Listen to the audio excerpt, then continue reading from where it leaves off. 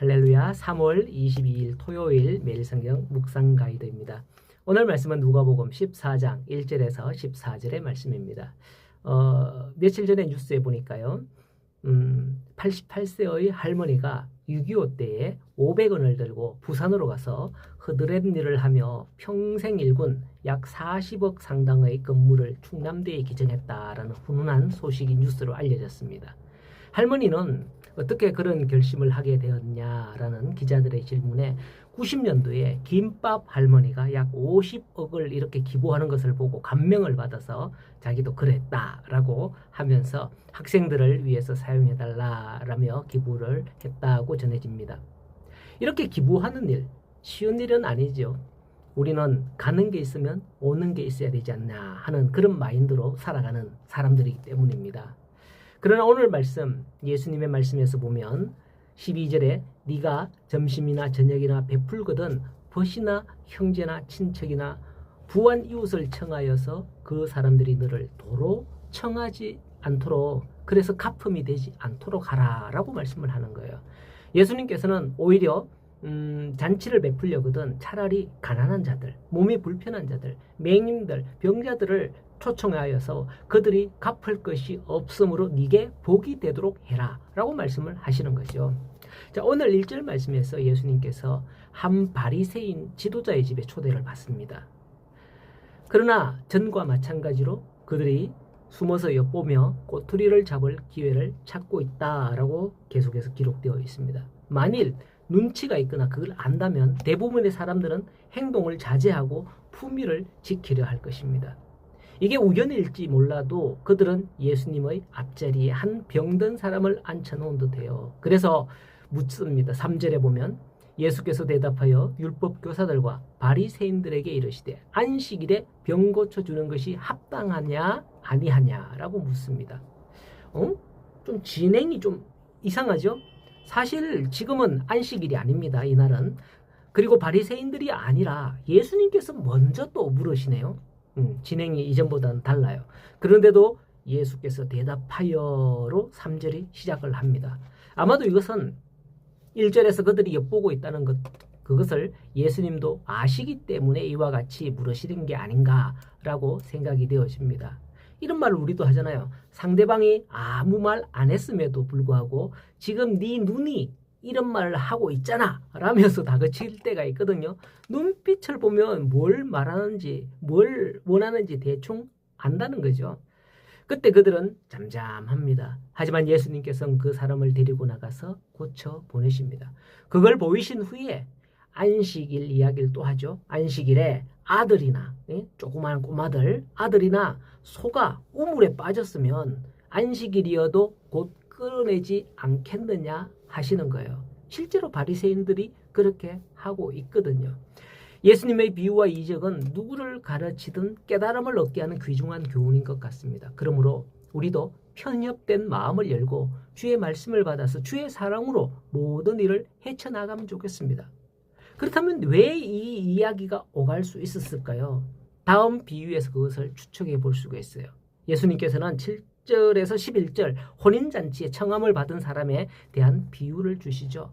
혼인잔치에 청함을 받았을 때에 높은 자리에 앉지 마라. 만일 너보다도 더 높은 사람이 청함을 받아서 오게 되면 너를 청한 자가 네게 말하기를 이 사람에게 자리를 내어주라 하고 그 사람에게 요청한다는 거예요. 그럴 때 너는 부끄러워서 자리를 뺏겨 부끄러워서 저 뒷자리로 끝자리로 도망가게 될 것이다 라고 말씀하죠.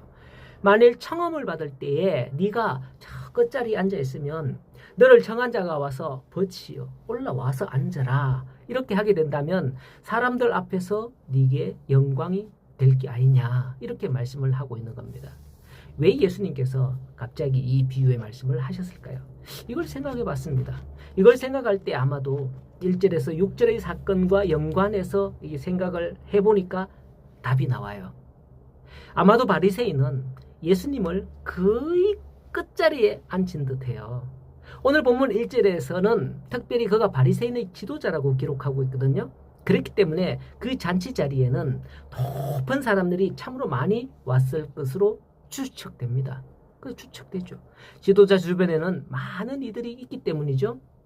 서로 연줄로 연결된 사람들이 많아요. 또한 예수님께서 또 바쁘신 분이잖아요. 그렇기 때문에 예수님께서는 뭐 그 자리에 먼저 와서 기다리거나 그러진 않았을 것으로 예상이 됩니다.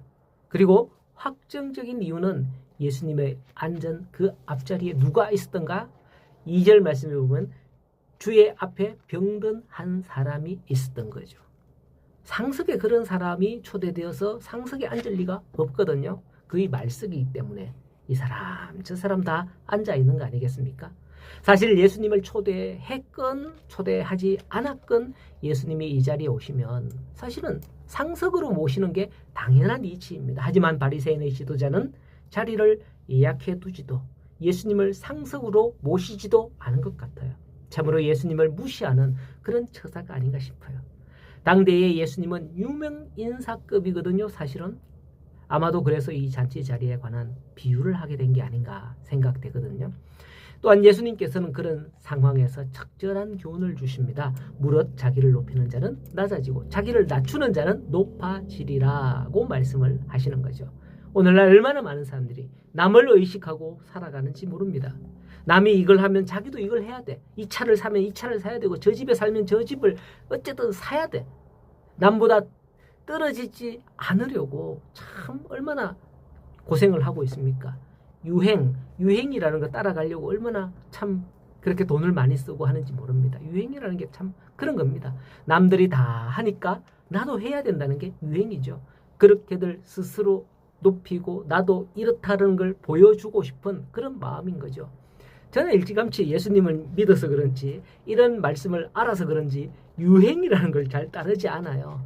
그래서 가끔 유행에 뒤처지는 그런 사람으로 오해가 되고 이렇게 보이기도 합니다만 그러할지라도 이해해 주시기 바랍니다. 왜냐하면 이 말씀처럼 자기를 높인다고 자기가 높아지는 게 아니라 다른 사람 다 한다고 그거 다 하면 자기를 알아주는 게 아니라 남이 나를 높여줘야 하는 것이거든요. 오늘도 내가 높지 않아도 주님이 나를 높여주시며 내가 낮은 자를 볼 때에 그를 긍휼히 여기는 마음이 들 수 있기를 바랍니다. 주의 말씀과 함께 하시는 복된 하루가 되어서 정말 우리가 주께서 높여주시는 높임을 받는 주의 자녀, 주의 성도들이 다 될 수 있기를 예수님의 이름으로 간절히 축복합니다.